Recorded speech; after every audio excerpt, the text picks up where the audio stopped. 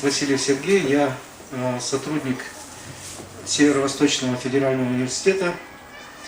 Я работаю на кафедре радиофизики и электроники, но преимущественно занимаюсь культурным наследием. Наши предки в течение многих лет, многих веков накопили тот багаж, на котором мы вот сейчас с вами находимся. То есть мы чувствуем за нашими плечами тех людей, которые создали нашу культуру. Но мы понимаем, что вот в эти годы, особенно вот в последние, условно говоря, вот 100 лет, произошли огромные изменения, которые привели к тому, что культура очень сильно изменилась. Мы с вами можем даже, условно говоря, вот за 20 лет последних посмотреть, как с появлением смартфонов, компьютеров изменилась культурная наша жизнь. И поэтому вот все, особенно молодые люди, они, конечно, уже формируются в мире информационных технологий. Как бы мы их ни называли, интернет, кино современное, теперь вот любимый и всеми используемый, предположим, WhatsApp и так далее. То есть социальные сети, они по-новому формируют людей. И поэтому, конечно, стоит вопрос: культура или информационные технологии. То есть кто победит? Но ведь можно поставить вопрос иначе: культура, культурное наследие и информационные технологии. То есть когда мы пытаемся использовать во благо культурному наследию современные возможности, современные технологии. И вот как раз эта лекция моя будет посвящена некоторым аспектам вот такого вот единства и борьбы противоположностей.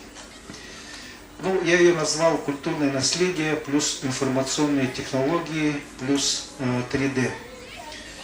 Двоеточие конвергенции. Ну, я хотел бы немножко расшифровать слово «конвергенция». Оно имеет несколько смыслов таких вот, но в данном случае я хотел сказать о том, что эти технологии взаимодействуют друг с другом, проникают друг в друга и сосуществуют вместе. И поэтому я использовал слово «конвергенция». Пожалуйста, вот мы начнем уже демонстрацию. Мы живем с вами в многомерном мире. Вот давайте вот так вот быстро будем еще делать. Наш мир связан массой связей. Вот любое наше взаимодействие с другими порождает массу других связей. Мы можем попытаться, предположим, эти наши связи визуализировать. Ну, например, если вот в данном случае в контексте мы говорим о культуре, то мы с вами видим, например, ну вот это в основном с праздника Эсэх. Если мы сейчас будем говорить о культуре народов Якутии, то вот исполнители ломхо, дети, которые исполняют песни, шаман, который проводит ритуал, танцоры и так далее, все они не, условно говоря, в той одежде повседневной, они все одеты в одежду, которая имеет определенный смысл. Это одежда, которая выработана десятилетиями, сотнями, может быть даже тысячелетиями. Вот если мы возьмем, например, ломхо, я буду сейчас вот часть лекции говорить об этом, то мы с вами понимаем, что, например, представить героев ломхо в других костюмах невозможно. И вот мы сейчас будем говорить о том, что мы каждому явлению в нашем многомерном мире, явлению, процессу и персоне или субъекту должны дать их информационные модели. То есть попытаться сделать так, чтобы эти явления, процессы, персоны и субъекты максимально точно были созданы их информационные модели. Ну, например, если вот взять рукописи, архив научного центра якутского, то там содержатся многие записи ломхо, автографы писателей, рисунки, которые были сделаны. Или вот в данном случае Это запись Олонхо Нохсорова Драйбергер. Это вот сотни листов, и мы с вами видим, что эти листы бумаги под действием времени, бумага некачественная, она приходит в негодность, эти тексты физически начинают исчезать. Если, например, записи начинают теряться, например, если это карандашные или чернильные, мы также можем говорить о том, что магнитофонные ленты, ну, те люди старшего поколения могут эти ленты, мы с вами их слушали, а вот для молодых эта лента уже вообще раритеты, которые они не понимают, как их использовать.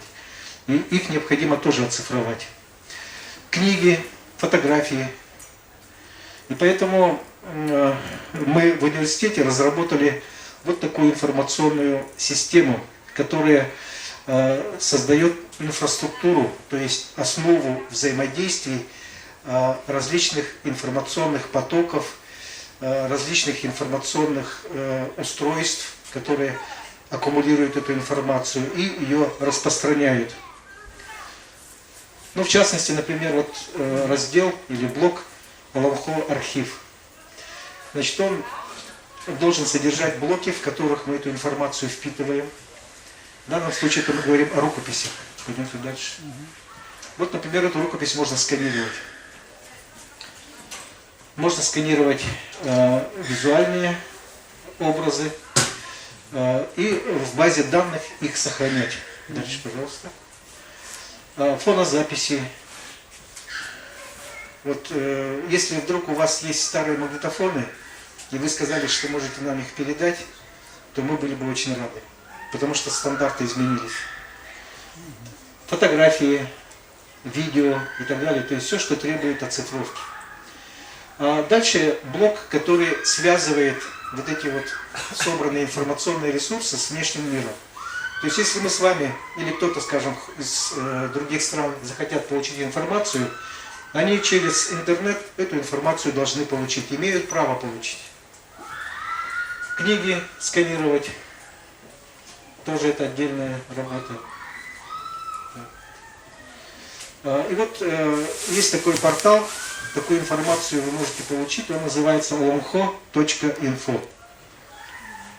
Он имеет несколько языковых интерфейсов, но самый распространенный и многоресурсный это русский интерфейс, потому что многие информационные ресурсы, такие как научные статьи, они на русском языке, а на якутском языке много оригинальных текстов на якутском языке.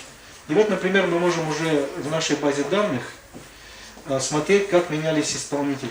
Немножко назад вернитесь. Например, в течение вот многих лет, как эти люди взрослели, какой у них менялся репертуар и так далее. То есть у нас такая счастливая возможность уже есть. Ну, мы проводили в свое время такие экспериментальные работы, то есть снимали стереоскопическое видео. Также некоторое время у нас в сети Гелиос, такая телевизионная сеть была в Якутии, в Якутске. У нас был собственный телевизионный канал, сейчас который мы планируем перевести уже в формат цифровых информационных интернет-технологий.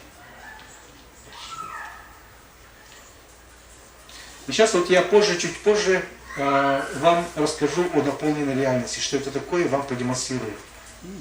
Чуть попозже. То есть вот мы с вами, ну пойдем дальше. Вот следующий слайд. Мы проводили также такие вот технические разработки, собственно, это 2012 год. Моя мечта была встать в круг, танцевальный круг, и одновременно записать всех, кто в этом круге стоит. Записать многоракурсный звук, и мы эту работу сделали в 2011, 2012, 2013 годах. Взяли камеры, вот это вот камеры GoPro, сейчас они, по-моему, уже 5-го или даже 6-го поколения, это у нас камеры GoPro были 2-го поколения. 4 камеры, потом уже сделали 6 камер, 7-я камера вверх. И мы с вами, сшили из этих 7 видеокартин почти полный шар. Объемно, да. То есть мы могли уже, в то время еще вот таких устройств они появились чуть позже, мы, в принципе, можем уже смотреть наверх, назад, оглянуться и так далее, услышать, кто как пел, исполнял. Но сейчас это мы делали в 2012 году, в Сколково ездили, там такой проект защищали. Но сейчас уже промышленные такие камеры есть, поэтому мы сейчас не пытаемся такую вот работу вести, но тем не менее у нас такой вот опыт есть. Это я сейчас говорил о устном наследии, то есть Олонхо. Когда мы с вами записываем самого Олонхосута, его звук, записываем его видеоизображение, записываем тексты, которые были собраны в разное время, мы создаем, помните, там информационный аналог его. Пусть он будет не в той плоти, который человек, но на всяком случае это уже можно передавать его последователям, которые будут это изучать, которые будут его слушать и уже по-новому это все исполнять. То есть это юным Олонхосутом. А вот как взять, например, материальную культуру? Вот, предположим, посмотрите, какой прекрасный шаманский костюм. Это музей Кэй Брандли, это в Париже. И вот чувствуется, что самому музею, его сотрудникам этот нравится костюм, потому что в каталоге электронном он у них в 3 разных позициях, условно говоря, так и вот так. То есть прекрасный костюм. Но мы с вами понимаем, что все вещи, которые взяты из природы, а национальные вот объекты, которые взяли, вот, например, одежда, сарафан, например, или, например, платье Холодай, или, например, вот все, что вот в археологических находках находят, и для того, что передается в музей, оно очень, скажем так, вот подвержено воздействию внешней среды. Прилетают разные насекомые, поедают, шерсть облазит, бумага начинает окисляться, кожа иссыхает. То есть мы с вами понимаем, что такие объекты имеют свой жизненный цикл. Они когда-то родились, и так как они из природных материалов, они легко в природу могут вернуться. Дальше, пожалуйста. И вот, например, во многих музеях объекты нашего культурного наследия хранятся. Это музей, Американский музей естественной истории в Нью-Йорке. И вот я вам покажу фотографию якутской деревянной посуды. Ну, вы знаете Чорона, мы с вами в Якутии живем, поэтому имеем представление. Они очень быстро с вами трескаются, деревянная посуда. Мы можем взять описание Чорона. Что такое Чорон? Ну, обычно пишут ритуальный деревянный кубок для кумыса. Используется во время там праздников. Дальше, пожалуйста. Мы можем разные виды чоронов посмотреть. Ну вот как, например, чороны выглядят в реальности. Это обычная картина. К сожалению, в данном случае этот чорон, он подвергся, ну, условно говоря, попал в пожар, и поэтому даже часть его обгорела. Но посмотрите, вот эта вот часть чорона, она практически осталась без повреждений. И это дает мне, как физику, условно говоря, определенную надежду, так как этот рисунок, узор ритмический, сама форма чорона полностью не нарушена, то у нас возникают некоторые возможности, о которых мы с вами будем говорить. Дальше, пожалуйста. Как можно сделать? Сканировать. Ну, помните, у нас есть сканеры плоские, на которых мы бумагу можем сканировать. Но есть и трехмерные сканеры. То есть мы с вами говорим о X, Y, Z. Когда мы с вами сканируем бумагу, мы с вами говорим о X и Y. Плоская. Но нет глубины в нем. Но если мы с вами будем использовать определенное оборудование, и вот если вы были на предыдущей лекции, вы могли это тоже уже услышать, то мы с вами можем создать трехмерную модель. Стерео. Да, стерео. Стерео, когда мы с вами видим двумя глазами, мы видим с вами глубину появляется. А в данном случае задачу, которую мы сами себе ставим, это получить третью величину, то есть глубину, объем, полный объем, у которого есть все грани, со всех сторон мы можем его наблюдать. Мы можем использовать специальное оборудование, оно сложное, дорогое, но можно использовать обычный фотоаппарат. И поэтому, если, например, вам кому-то станет интересно, скажет, давайте, я тоже хочу в таких проектах участвовать, то мы можем с вами как раз использовать обычный фотоаппарат, используя определенные технологии, программное обеспечение, получать трехмерные объекты, которые я вам чуть позже покажу. И они в данном случае были созданы именно с помощью фотоаппарата. Что дает нам сканирование трехмерное? Мы с вами получаем, помимо просто образа, мы с вами получаем инструмент измерений. Мы можем сделать любые измерения, так как эта поверхность сложная, но тем не менее мы можем измерить дуги, пройтись по любой криволинейной поверхности, измерить это расстояние, определить углы, высоты и так далее. То есть у исследователя и последователя, который хочет восстановить технологии, у него появляется объективная информация. Мы с вами понимаем, что когда делают фотографии, делают самые выгодные фотографии. Ну вот, например, мы делаем автопортрет, селфи. Но мы стараемся сделать приятное лицо. Девчата это умеют делать очень хорошо. У меня это получается, предположим, не очень хорошо. Но тем не менее, стараемся преподать себя не так, как мы в реальности, может быть, выглядим. А сканирование позволяет именно получить объективную картину.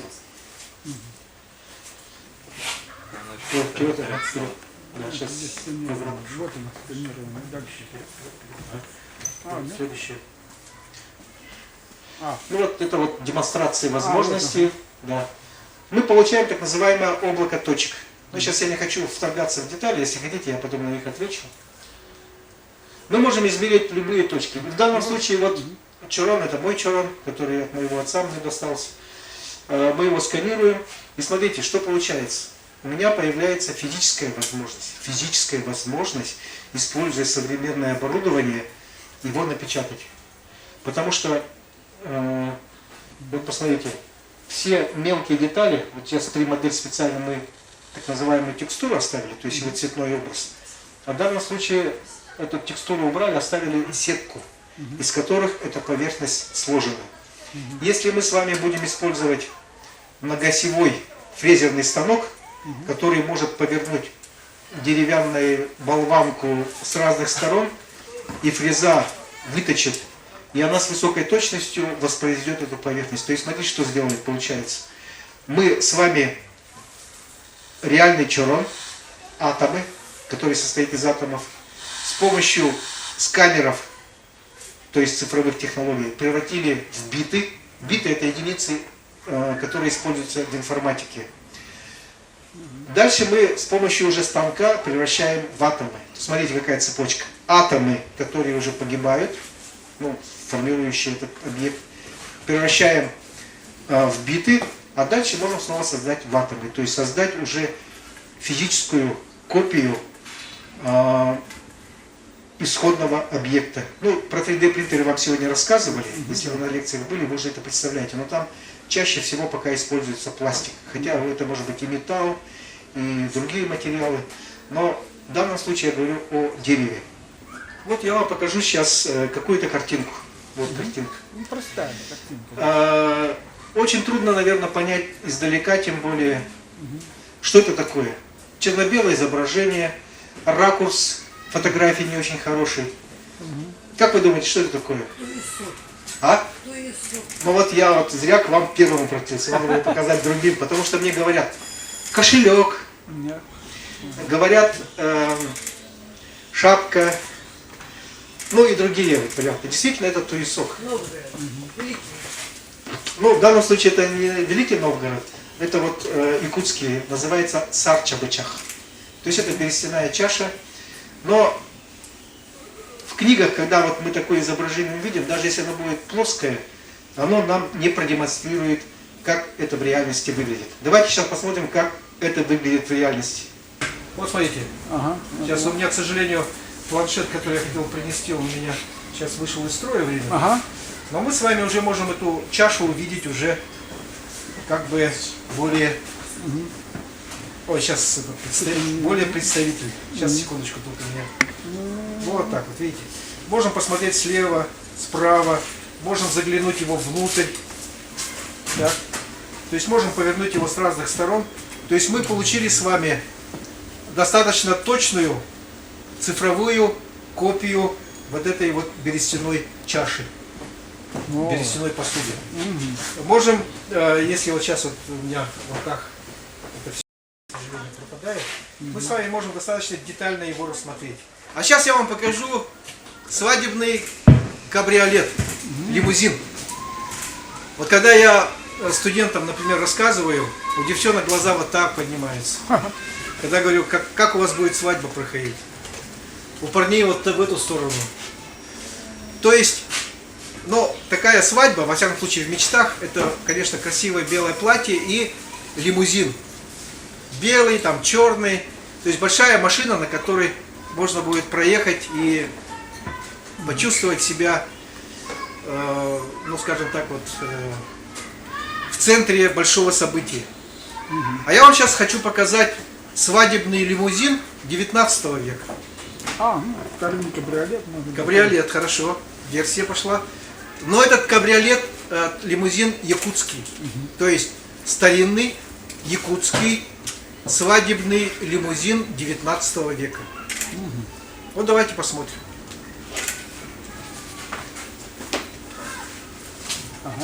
Я сейчас очень большой. Давайте я на пол даже положу. Свадебное седло женское, которое очень часто делали из серебра. И это седло передавалось от матери, от бабушки, ну, от матери к дочери, потом внучке и так далее. И вот представьте себе вот такое вот седло, конь богато украшенный, невеста, которая одевает несколько одежд, несколько шуб, садится на этого коня и гордая, довольная, сама собой едет к своему жениху, который с трепетом ее ждет, и который потом приводит к себе в дом, и они создают новую семью. И поэтому вот такое вот седло, действительно, это же свадебный лимузин. Не все могут свадьбу со свадебным лимузином устраивать. И не у всех, конечно, была, наверное, возможность такие красивые седла в своей свадьбе использовать. Но в каждом народе всегда были все-таки свадебные обычаи, которые, в том числе материальные объекты, которых мы с вами должны и обязаны сохранить. Мы можем посмотреть на него сзади, как оно было устроено. Посмотрите. Причем, если я поверну вот сюда, вот, обратите внимание, как блестит этот объект. То есть вот блеск, который вот на этом вот, здесь он должен хорошо, он хорошо просматривается. Вот сейчас уже вам будет понятно, о чем идет речь. То есть здесь уже можно более детально посмотреть. И смотрите, утраченные участки, если мы с вами, это вот, кстати, из Британского музея сюда приходило, мы сделали его тоже цифровую копию. Вот это вот сар в Чабычах, берестяная чаша. У вас глаз наметанный, вы сразу видели бересту. Вот это его информация о его микрорельефе, потому что она очень важна. Это то самое седло, свадебный лимузин 19 века. И он тоже, вот скажем, его трехмерная модель, которую уже можно использовать для демонстрации, изучения и так далее. Да, 3D-технологии. Хорошо, конечно. По-моему, уже пошел поток. А седло на кого? На мужа, что ли, вешают? Что еще раз? Седло на мужа вешают? Нет, вы что, это на коня. А потом, конечно, если как сложится ситуация, это уже личная, скажем так, вот тайна каждой семьи. Вот сюда тоже на фильм. Теперь смотрите, вот сейчас секундочку, вернитесь обратно, надо его нажать. Вот сейчас пока подержите, ладно? Потом на картинку нужно будет нажать. Вот мы с вами теперь говорили о твердых предметах. Чорон, седло, там коврик был и так далее. Они были... А, например, вот эта вот одежда уже сложно составная. Вот мы сейчас с вами, если будем уже смотреть с точки зрения сканирования, мы с вами видим ткань, бисер, металл, мех. Каждый из них обладает разными оптическими характеристиками, и, соответственно, при сканировании и при демонстрации они должны по-разному выглядеть. Мех должен выглядеть как мех, ткань должна выглядеть как ткань, и блеск бисера отличается от блеска металла. И поэтому вот у нас сейчас стоит задача вот эти вот, каждую фактуру каждого материала представить правильным образом. Вот это вот работы, которые нам предоставила Светлана Ивановна Петрова. Она, по-моему, Была 2 да, недели назад читала лекцию. Вот мы с ней очень как раз тесно видим эти, да. сотрудничали. Вы это в натуре видели. Да. А мы создали их трехмерные модели. Поэтому мы дополняем друг друга. И вот смотрите, вот мех самое сложное для сканирования. Потому что мех сам по себе по структуре не имеет единой поверхности, сплошной поверхности. Когда мы ее сканировали, мы вот получили, в принципе, неплохое изображение. Верно ведь? Вроде бы блестит, блеск, все это нормально видно. Можно, в принципе, вот на исходной модели приблизить и каждую бисеринку увидеть достаточно. Но мех, если так вот критически начинать подходить, он в данном случае выглядит как войлок. Свалявшийся мех, у него нет пушистости. И поэтому мы себе поставили задачу сделать так, чтобы мех выглядел как мех. И поэтому вот, если вы сейчас вот зайдете здесь, вы сможете посмотреть, как мы это сделали. И вот смотрите, мы сделали следующим образом. Ну давайте, например, вот этот мех откроем. Вот сейчас, вот этот желтый мех. Тут, Время не очень удобно, сейчас он загрузится, я надеюсь. не загружается. То есть мы сделали так, чтобы мех выглядел как мех. Мех, значит, имеет подпушек, то есть там густота, да? Потом плотность этих волосков все уменьшается, и наверху остаются, условно говоря, отдельные эти шерстинки. Это вот мы работали в музее имени Ярославского. Музей Ярославского сейчас они приобрели трехмерный сканер, сами ведут работу очень интересную, и поэтому у нас в конце мая, начале июня прошла конференция здесь в Якутске, куда приехали из Петербурга, Москвы, Томска, из Магадана, из Чукотки, из небольших наших якутских музеев, из небольших магаданских музеев, и показали друг другу, поделились опытом по применению цифровых технологий. Ну, в таком широком формате, а в данном случае в 3D формате. И поэтому у нас уже очень конференция успешно прошла.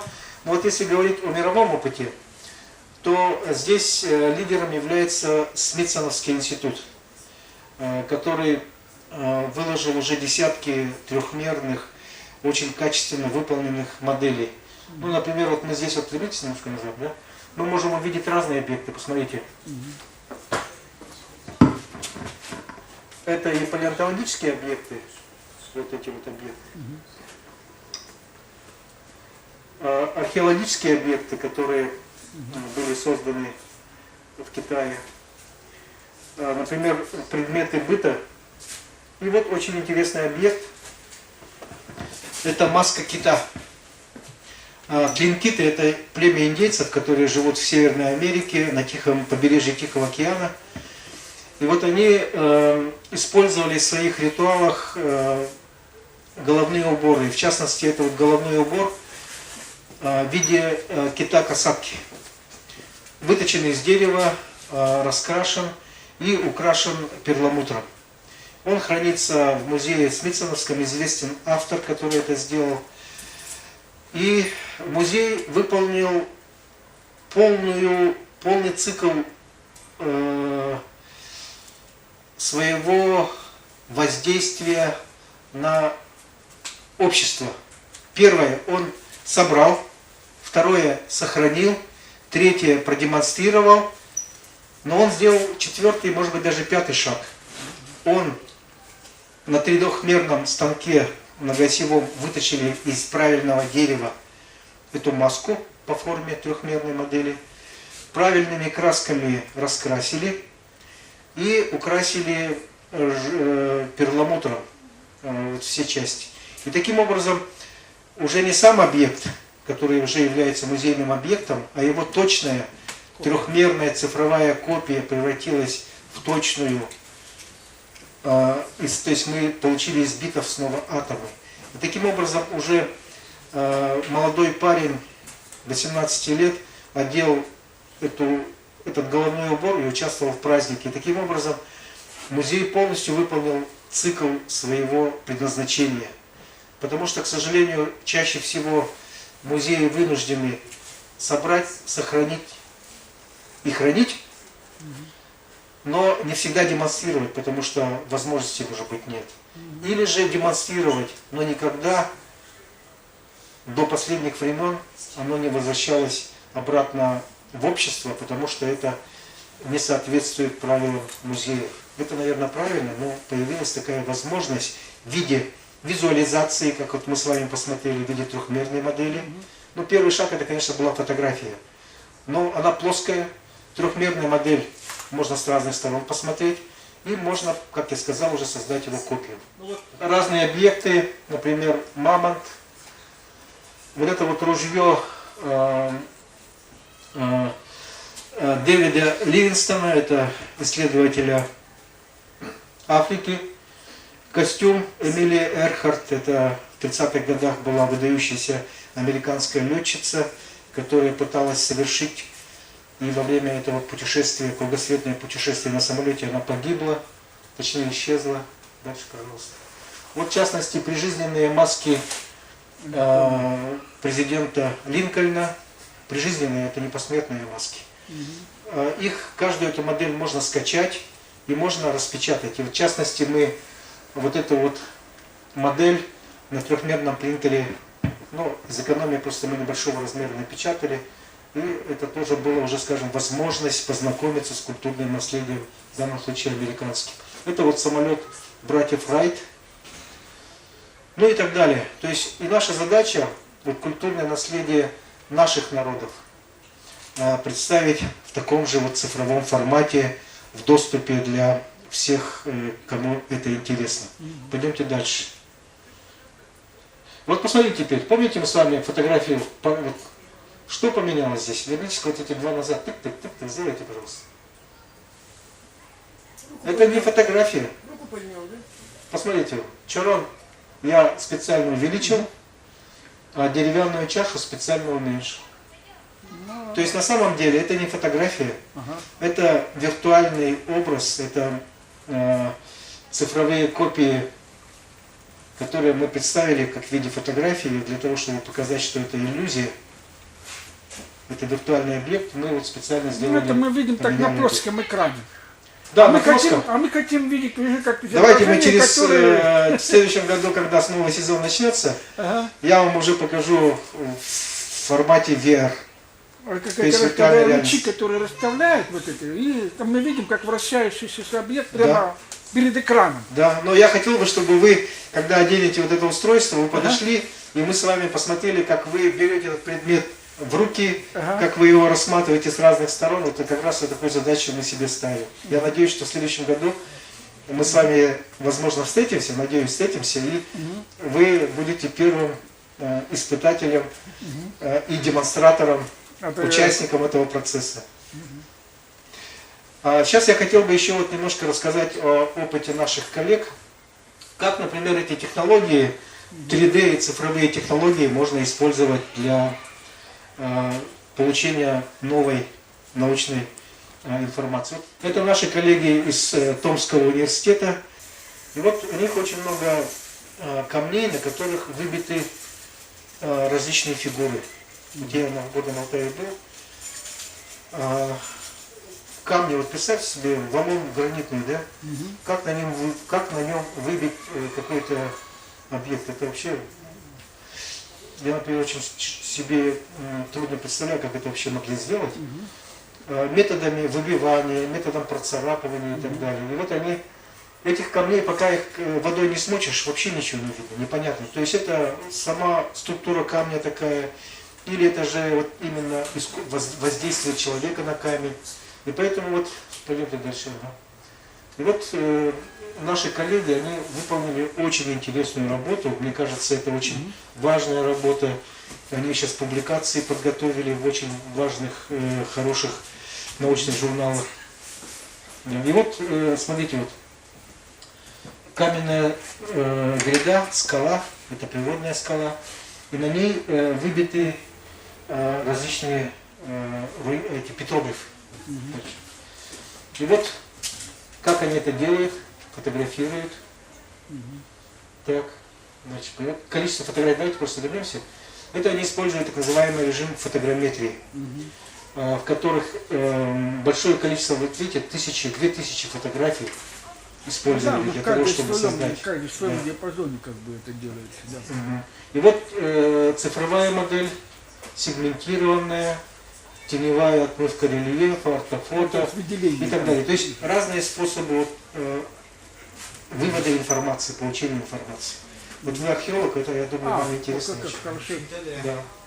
Пойдемте дальше. И вот, Если бы мы не видели, это просто уже получается. да. Уже... И вот, смотрите, вот они прорисовки сделали. Да? И здесь получили с помощью вот именно трехмерных технологий то, что на обычных фотографиях или глазами было неразличимо, и они, так сказать, получили дополнительную информацию. Пойдемте дальше. Вот, например, прорисовка, новая прорисовка, как они пишут. Так? Дальше. И причем, вот вернитесь назад, да? И они смогли прочитать по-новому. Здесь, кстати, плохо видно. Тут, ну, вот, текст прочитали по-новому, потому что в рунах штрих, каждый штрих, он имеет смысл. Если, например, какой-то штрих потерялся, он воспринимается по-новому, и поэтому его исследователи интерпретируют по, ну, как-то делают версию. И вот они сделали новую версию, которая имеет другой смысл. Это наши коллеги из Томского университета, и вот я показал, как они это сделали. Мой телефон сейчас зарядился, я вам покажу, как выглядел Якутский Кремль. Театр оперы и балета, он стоит как раз на том месте, где был Якутский Кремль. Мы с вами в 1982 году потеряли башню Острога. Вот сейчас ее копия стоит в старом городе. Это Острог, это внешняя часть. Да. И она была огорожена так называемым тыном, то есть заостренными бревнами. Так? Вот фрагмент, который сейчас распределил. А внутри этого четырехугольника как раз и стоял вот это. Стоял Кремль, Да. в котором было 7 башен, и в одном месте стояла вот нынешняя Троицкая церковь, которая сейчас реконструируется. Она стоит как раз на том месте, где была угловая, она являлась частью вот этого вот Кремля. Вот эта вот башня, так называемая западная, то есть вот она как раз вот на этой башенной улице, сейчас улица Жиркова, она посередине стояла. Надвратная башня, то есть вот здесь вот был проезд, с этой стороны башни были без проезда, и вот здесь вот была крепостная стена, она вот здесь вот видна. Так называемая шатровая стена. То есть она была из бревен. Не тын, вот такой вот. А это были вот такие вот помещения, которые составляли стену. Вот, посмотрите, как она выглядела в дни своей молодости, когда она была совсем новой. Давайте мы с разных сторон ее посмотрим. Давайте я могу повертеть. Как его можно поворачивать, она будет поворачиваться. Там, да, вот сейчас будем мы с вами с разных сторон смотреть. Вот. Вот так. Вот здесь мы еще будем продолжать эту стену. Вот как она выглядела с обратной стороны. И вот там вот ворота, которые можем рассмотреть. Эта башня была высокая, как я сказал, она в 1,5, может быть, даже больше была выше, чем башня, которую вот мы сейчас можем наблюдать. В Иркутске-то там была такая же башня, но она маленькая, чуть в другом исполнении. Но высота была 57 метров. 57 метров. 57 метров. Дом губернатора. Мы его тоже по фотографиям остановили. Ишмана? Который нет, этого в обратной больнице. Крафта. Нет, это знаете, где находится? Памятник Крафту же есть на той же самой площади этой, площадь Дружбы. Да, ЗАГС вот где. И вот напротив Крафт смотрит как раз на свой дом. Там, где вот ограда прокуратуры, вот в этом месте вот стоял этот дом. То есть за ним уже... А его потом перенесли, потом получается. Нет, он сгорел, что ли, что-то с ним произошло. Да. Вот этот дом как выглядел. То есть мы с вами увидели то, что было в те времена, когда Ну, то есть мы возвратились в Да, мы виртуальную возвратились реальность. в те да. времена, когда, ну, условно говоря, там 100 лет назад и увидели, как наш город. Мне кажется, был очень красивый город. Почему? Потому что все дома, которые вот мы по фотографиям изучаем, они сделаны из хороших бревен, красивые. К сожалению, когда вот стали наращиваться вот эти вот не мостовые, а наши дороги, а вы вот могли вот видеть, оказывается, вот на такую вот высоту поднялась улица, они, естественно, все стали Закопанные. фактически А закопаны. мерзлота-то все равно же выдавливает потихоньку. Все это. Да, но мы с вами культурный слой новый создаем быстрее, чем эти дома выдавливаются. Да. Ясно. Вот таким образом, спасибо. И смотрите, вы сейчас 3D Якутия заходите, поэтому я заканчиваю лекцию. Спасибо за внимание. И ну, следите за нашими работами и участвуйте, или во всяком случае приходите и слушайте. Для нас тоже это очень важно.